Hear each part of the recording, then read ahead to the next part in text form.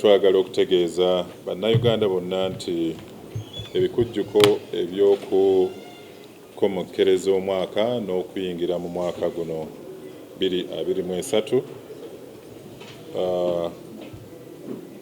gwatambula bulungiko. Tuyina ebifo ebiwerera ddala 3,000 okwetooloola eggwanga abantu mwe basobola okwetaba mu masinzizo n'abalala okugenda mu bifo ebisanyukirwamu okuyingira omwaka guno omupya.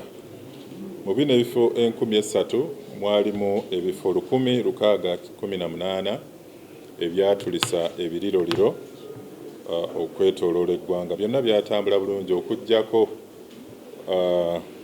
ekikolwa eky'entiisa ekyaliwo ku Freedom City wano e Namasuba oluvannyuma lw'abantu 10 abaali bali mu kusanyukira ku Freedom City okuba nti